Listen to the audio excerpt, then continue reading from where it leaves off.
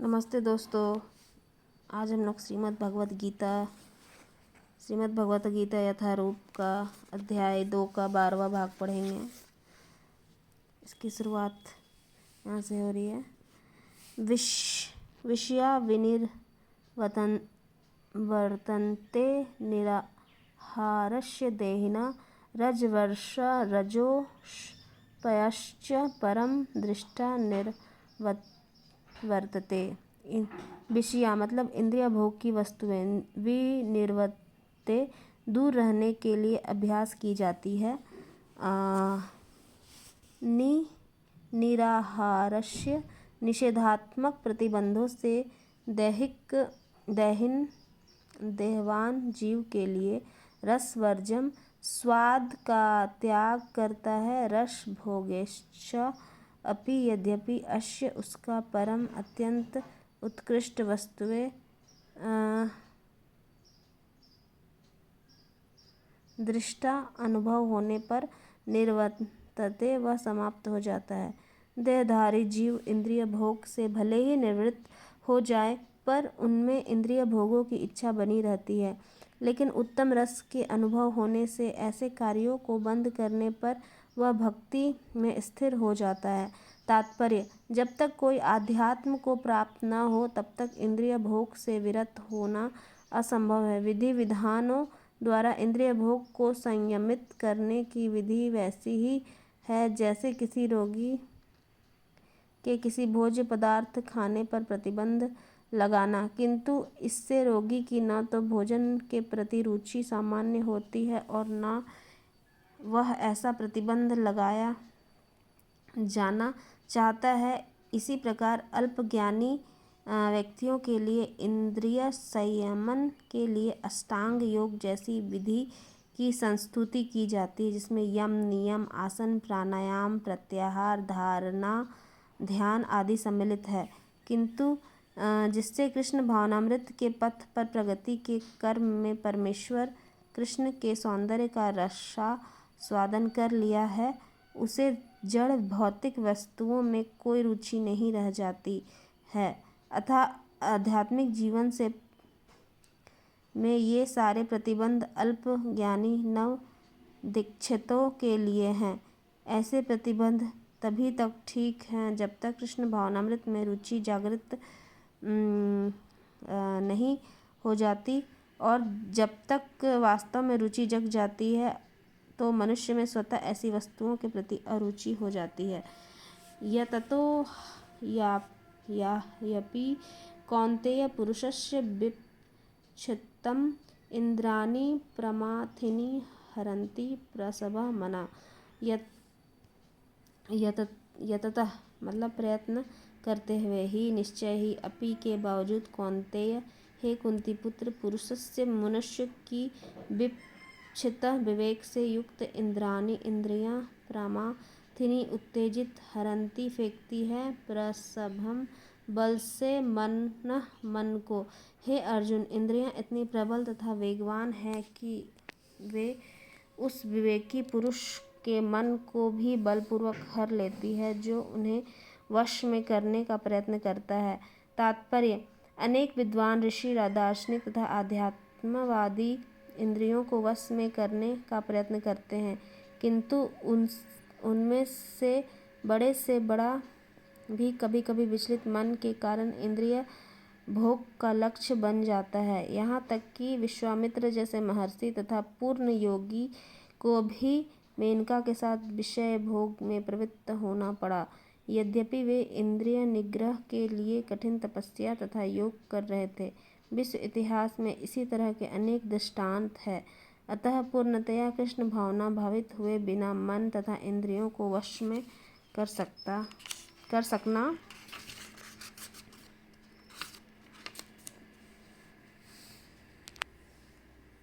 अत्यंत कठिन है।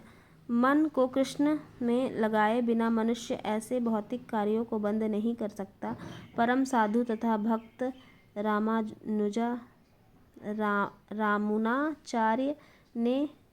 यमुनाचार्य ने एक व्यावहारिक उदाहरण प्रस्तुत किया है। वे कहते हैं, यद्यवदि मम चेत कृष्ण पदार विन्दे नव नवर सदा मनुयुध्यत रन्तुमासितं तद्वद्धिवत् नारी संगमे स्पर्म माने भवति मुख विकारम सुष्ठु निष्ठीवनं च।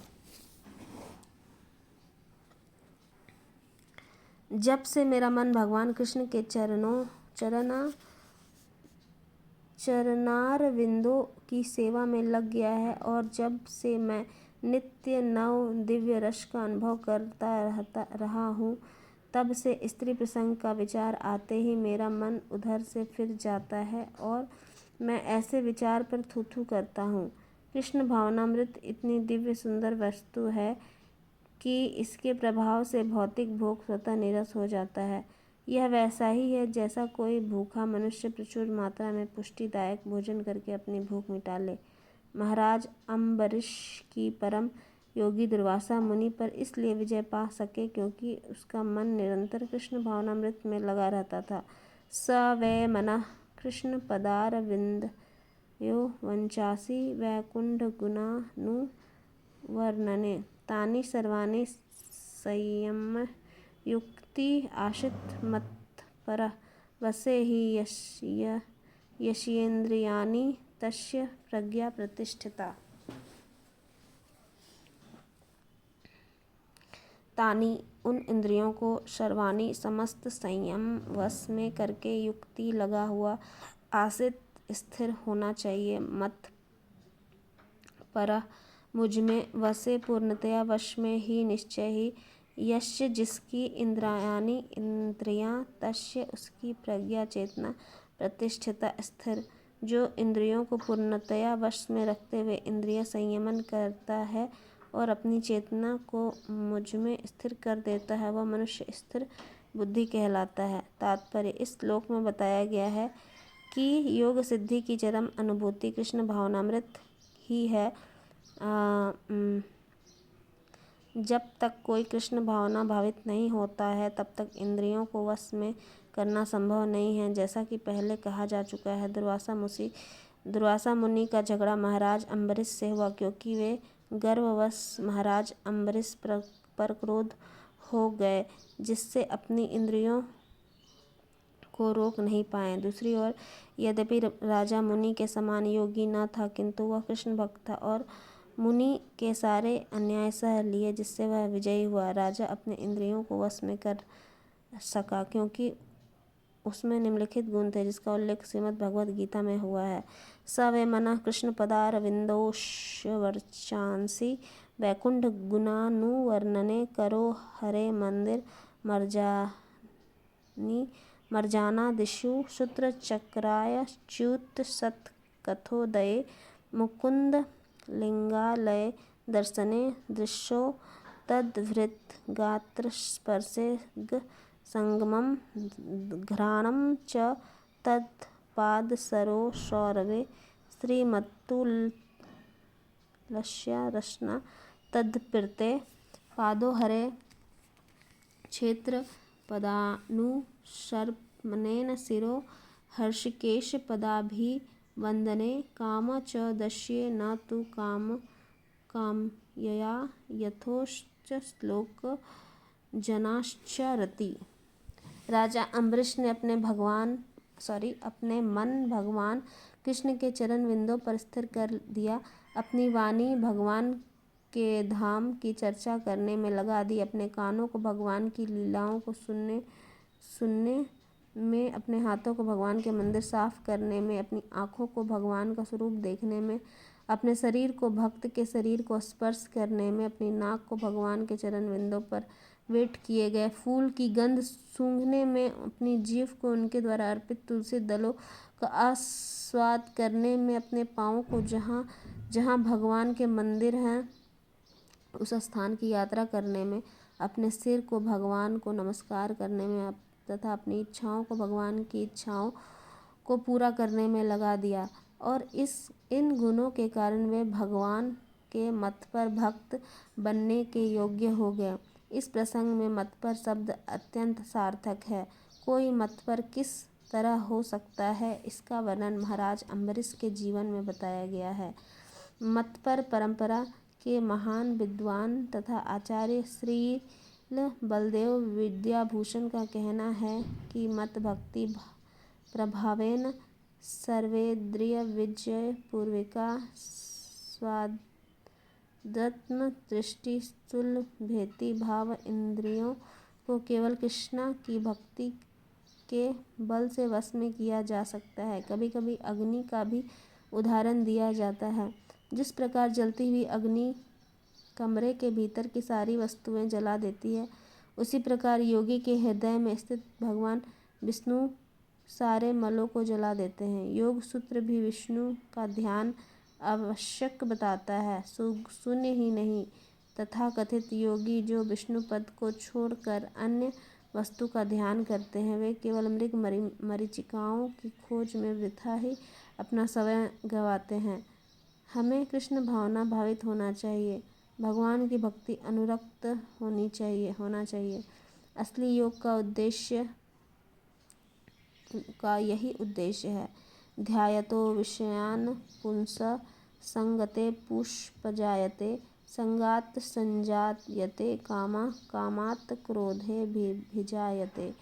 ध्यायत चिंतन करते हुए, विषयान इंद्रिय विषयों को, पुंसः मनुष्य की, संग आसक्ति तेषु उन इंद्रिय विषयों में, उपजायते विकसित होती है, संगात आसक्ति से, संजायते विकसित होती है, काम इच्छा, कामात काम से, क्रोध अभिजायते प्रकट होता है। इंद्रिय विषयों का चिंतन करते हुए मनुष्य की उसमें आसक्ति उत्पन्न हो जाती है और ऐसी आसक्ति से काम उत्पन्न होना और फिर काम से क्रोध प्रकट होता है।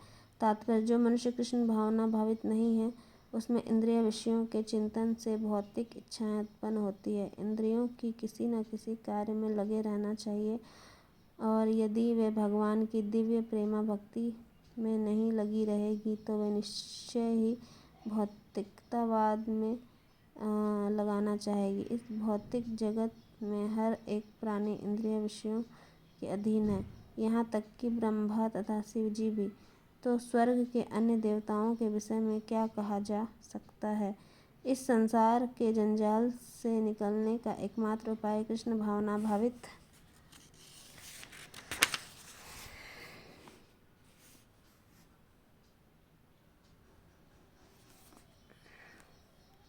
होना। शिव ध्यानमग्न थे, किंतु पार्वती ने विषय भोग के लिए उन्हें उत्तेजित किया तो वे सहमत हो गए, जिसके फलस्वरूप कार्तिकेय का जन्म हुआ। इसी प्रकार तरुण भगवत भक्त हरिदास ठाकुर को माया देवी के अवतार ने मोहित करने का प्रयास किया, किंतु विशुद्ध कृष्ण भक्ति के कारण वे इस कसौटी में खरे उतरे। जैसा कि यमुनाचार्य के उपयुक्त श्लोक में बताया जा चुका है कि भगवान का एक निष्ठ भक्त भगवान की संगति के आध्यात्मिक सुख का आस्वादन करने के कारण समस्त भौतिक इंद्रिय सुख को त्याग देता है। अतः जो कृष्ण भावना भावित नहीं है, वह कृत्रिम दमन के द्वारा अपने इंद्रियों को वश में करने में कितना ही शक्तिशाली क्यों न हो, अंत में अवश्य असफल होगा। किंतु विषय सुख का रंच मात्र विचार भी उन्हें इंद्रिय तृप्ति के लिए उत्तेजित कर देगा। क्रोधावती सम्मोहात् स्मृति विभ्रमा स्मृति भ्रंशात् बुद्धिनाशो बुद्धिनाशात् प्रणश्यति। क्रोधात् क्रोध से भवती होता है सम्मोह पूर्ण मोह, सम्मोहात् मोह से, स्मृति स्मरण शक्ति का, विभ्र मोह, स्मृति भ्रंशात् स्मृति के मोह से, बुद्धिनाश बुद्धि का विनाश, बुद्धिनाशात् तथा बुद्धिनाश, प्रणश्यति अधःपतन होता है। क्रोध से पूर्ण मोह उत्पन्न होता है और मोह से स्मरण शक्ति का विभ्रम हो जाता है। जब स्मरण शक्ति भ्रमित हो जाती है तो बुद्धि नष्ट हो जाता है, और बुद्धि नष्ट होने पर मनुष्य भवकूप में पुनः गिर जाता है। तात्पर्य, श्रील रूप गोस्वामी हमें यह आदेश दिया, प्राप्रतिकतया बुद्धतया हरि संबंध वस्तुना मुमुक्षुभिः परित्यागो वैराग्य फल्गु कथ्यते। कृष्ण भावनामृत के विकास से मनुष्य जान सकता है कि प्रत्येक वस्तु का उपयोग भगवान की सेवा के लिए किया जा सकता है। जो कृष्ण भावनामृत के ज्ञान से रहित है वे कृत्रिम ढंग से भौतिक विषयों से बचने का प्रयास करते हैं। फलतः वे भव बंधन से मोक्ष की कामना करते हुए वैराग्य की चरम अवस्था को प्राप्त नहीं कर पाते। उनका तथाकथित वैराग्य फल्गु अर्थात गौण कहलाता है। इसके विपरीत कृष्ण भावना भावित व्यक्ति जानना है कि प्रत्येक वस्तु का उपयोग भगवान की सेवा में किस प्रकार किया जाए। फलतः वह भौतिक चेतना का शिकार नहीं होता। उदाहरणार्थ निर्विशेषवादी के अनुसार भगवान निराकार होने के कारण भोजन नहीं कर सकते, अतः वह अच्छे खाद्यों से बचता रहता है। किंतु भक्त जानता है कि कृष्ण परम भोक्ता है और भक्तिपूर्वक उन पर जो भेंट चढ़ाई जाती है उसे वे खाते हैं। अतः भगवान को अच्छा भोजन चढ़ाने के बाद भक्त प्रसाद ग्रहण करता है। इस प्रकार हर वस्तु प्राणवान हो जाती है और अधःपतन का कोई संकट नहीं रहता। भक्त कृष्ण भावनामृत में रहकर प्रसाद ग्रहण करता है, जबकि अभक्त इसे पदार्थ के रूप में तिरस्कार कर देता है। अतः निर्विशेषवादी अपने कृत्रिम त्याग के कारण जीवन का भोग नहीं कर पाता और यही कारण है कि मन के थोड़े से विचलन से वह भवकूप में पुनः आ गिरता है। कहा जाता है कि मुक्ति के स्तर तक पहुँच जाने पर भी ऐसे जीव नीचे गिर जाता है क्योंकि उसे भक्ति का कोई आश्रय नहीं मिलता है। आज के लिए इतना ही। धन्यवाद।